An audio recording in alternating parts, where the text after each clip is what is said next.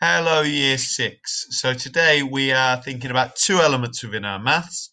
Your main session, which is coming up in the second video, is going to be looking at how you can build on your knowledge of decimals to use division more and more to solve problems which relate to decimals. But the first problem where we're revisiting learning from our previous school experience is looking at angles.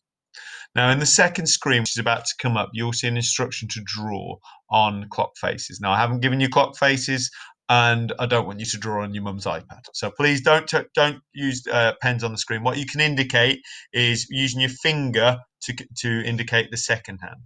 So in this image, we've got three images of clock faces where the short hand, so the hour hand, is stuck on pointing towards the 12. So the clock is no longer functioning. And what I'd like you to do for the first one is show where the longer, so the minute hand could point to make an acute angle, so acute, where the longer hand could be pointing for a right angle for the second one, and finally for the third one, where the longer hand could be pointing for an obtuse angle. So we've got an acute, a right, and an obtuse angle. Okay, pause it while you think about that. Okay, and as we look now, we can see that the acute angle could be anywhere from 1201, so it could be just past that vertical line, which is pointing towards the 12, all the way around to 1214. And then it could be all the way from just after the 9 coming round at 1246 all the way up to 1259. Okay, and that would be an acute angle. So remember, acute is the smallest measurement of angle. Any measurement under 90 degrees is acute. Okay, and you might think of it that you've got a little brother or sister that's cute, and sometimes small things are cute, acute, acute. The second angle then is the right angle. You could only be pointing at the 3 or at the 9, so at the 15 minutes past or the 15 minutes to at 45 for the 3 or the 9, because the right angle is exactly 90 degrees. So if we think about the vertices of a square or a rectangle, they are 90-degree angles. So the vertical line is perpendicular to the horizontal line. The third angle is the obtuse angle. Now, this one could be pointing at anything between 1216, so just after the 3, all the way around to just before the 6, then anywhere between the just after the 6 and just before the 9. It couldn't be exactly on the 6 because that'd be a straight line, which would be 180 degrees. But anything that slightly deviated from straight would make it a value which is 179 degrees or as low as 91 degrees, and that's an obtuse angle. So we've got acute, which are the smaller ones, up to 89 degrees. We've got exactly 90 degrees, which is a right angle, and then we've got obtuse. Second slide looks at three other angles. Now, some of these we've already mentioned, some of these we haven't. So have a look at A, where it goes all the way around the blue image. B, where we can see the, I'm not sure if we'd say red or orange image within the center of the analog clock. And then C, where we see the centerpiece within possibly the sundial or the compass. Okay, see which ones you think you can label. So write A, B, and see if you can identify the correct name for each of those angles. Pause it while you have a go at that, please. Okay, guys, so we've already mentioned the ones for C and B. So the acute angle is that orange one for C. It's the smallest angle. The second angle, B, is going less than a straight line, so less than 180 degrees, but it's more than a right angle, and consequently that's an obtuse angle. The third angle is greater than 180 degrees. So it starts maybe pointing at the west image on the compass and goes all the way around from the north through the east to the south. So 3 points of the compass, three-quarter turn, which is a reflex angle. That would be 270 degrees. Any value which is over 180 degrees is a reflex angle, reflex. Okay.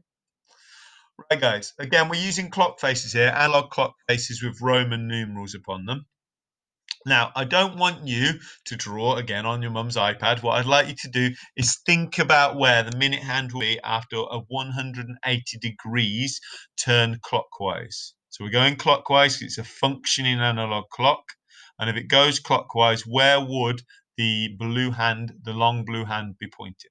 Make a note if you can. Pause the video whilst you make a note.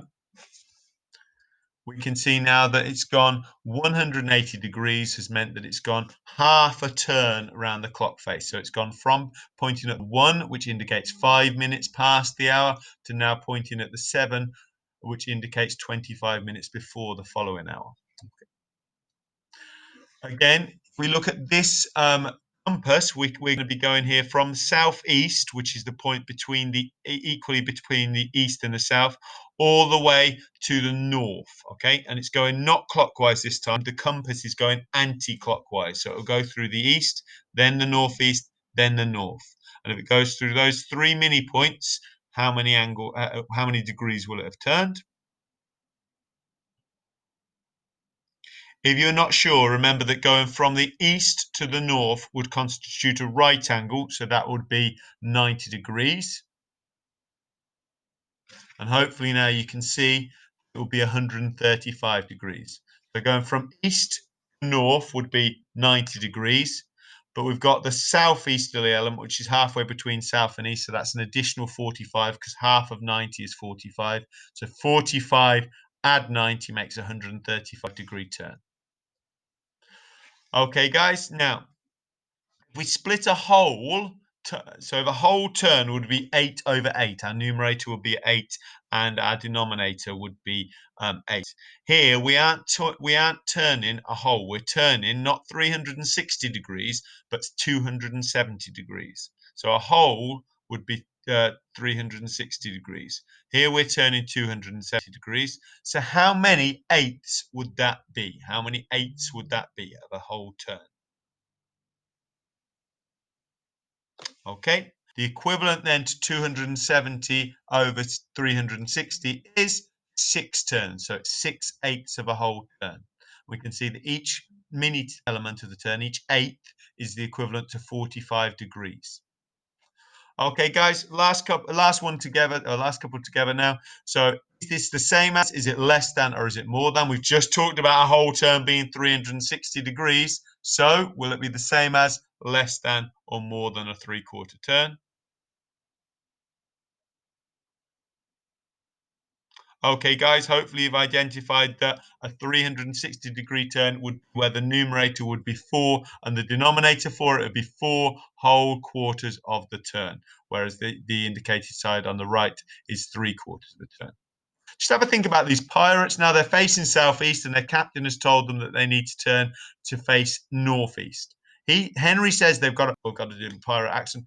We need to turn. I don't know where he's from. We need to turn through a reflex angle, and Olga says we need to make a quarter turn anti-clockwise. So who do you think's right? Have a think about Olga and Henry. Don't think about who's got the best voice. Just think about who's most correct. Is it a reflex angle, so an angle which is greater than 180 degrees? Or is it a 90 degree, so a quarter turn anti-clockwise, if they're going from southeast and they want to face northeast? Okay, they're both correct because 270 degrees clockwise could reach northeast, whereas a quarter turn going the opposite way around could also reach northeast. So both of them with their wonderful accents and one of them with their wonderful eye patch are correct. Okay. Next one, guys. We've got this sheet here, 6A, 6B, 7A, and 7B. What I'd like you to have a go at is trying to identify the angle, the angle image for the ones in 6A and 6B. Which angle of it is it? Reflex, acute, obtuse, or right angle. And similarly, I'd like you to indicate where on 7A and 7B the minute hand would be. Okay, to do that, just write the value down. So whether it's the Roman numeral or the standard numeral for 7B. Okay. Slightly changing things this week where I'm going to show you the answer to the relevant sheet in just a second. So pause it whilst you work through those, please. Okay, guys, see how you've got on. Whether you've been able to do this now, we can see that we've got, sorry, I'm in the way, aren't I? Okay, we've got right angle, acute angle, reflex angle, and obtuse angle for 6A. For 6B, we've got obtuse because it's that value which is greater than 90 and less than 180. Right angle for B because we're going from northwest to northeast. Acute angle for C, and D is that reflex angle. It's greater than 180 degrees. For 7a, we're going to go to point 7. So we've actually, although it's written down as a Roman numeral on the clock face, we've written it down as a number in our answer there. 7a goes to 7 because it's going through 3/4 turns and it's going clockwise. Now, confusingly, the second one says anti-clockwise, so you go 90 degrees back, and therefore we go not to the 8, but to the 2. Okay, so you've got to be really careful with reading those questions. I'm sorry I didn't flag that up to you, but hopefully you read it more carefully than you may otherwise have. Okay, looking through now to the next questions. Now, if you found these ones tricky, pause on these ones and try and understand what's happened. If you got these ones sorted, move on to the next sheet and try and do those together. I'll need to move out of the way again. So you can see here with these questions, how many 1/12ths of a turn are equal to 270 degrees? So think about 270 degrees. How many twelfths of a whole turn would that be? Remember, going all the way around will be 12/12ths. So which would be 360 degrees. So how many twelfths would 270 degrees be? And here we've got 180 degrees. How many eighths of a turn would that be the equivalent to?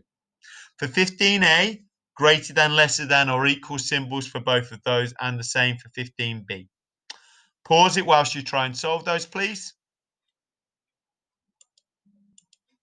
Okay, so 9/12ths of a turn, 9/12ths of a whole, and 4/8 equivalent to a half for 180 degrees. Equals sign between 270 and 3/4, and then 3/4 is greater than an acute angle, because an acute angle has to be less than a half, has to be less than a quarter, because a quarter turn is 90 degrees. So 135 degrees is greater than 1/8 of a turn, and a reflex angle is greater than 1/8 of a turn as well, because remember, a reflex angle needs to be greater than half a turn, greater than 180 degrees. Okay, guys, well done for working through those. With your division sheet, just to work through one of the questions. Now, I know you're quite reticent. You don't love a bar model as a class, guys. I know that when I say bar model, you're just open for a chocolate bar. But in this instance, it's a supportive tool to help you work through a question. Now, I'm not going to give you the answer, but I'm just going to talk to you about Tom. Now, Tom's running this race, which is 6 kilometers long, and that's why we've got those 6 boxes. So far, he's covered the distance, which is indicated here in the orange. He's covered 1/3 of that race. So I've split this into 3 equal sections. Each section is two boxes, basically. He's run 1/3 of the 3/3 that he needed to do, which was 6 kilometers. Now, if I think about 1 and 2 as the elements that he's completed already, I've got to understand how far he's still got to run. It doesn't ask me how far the whole race was, it asks me how far he's got to go. So the only element that I need to focus on is the blue element. So that might give you a bit of a helping hand for question 3. Thank you for your attention today, Year 6. I look forward to seeing that complete. Malia, I've been really impressed by the presentation and the work I've just seen from you. Umayma, you continue to amaze me, and I look forward to receiving some work from everybody on Tuesday for the preceding bits of work. Thank you, guys. See you soon.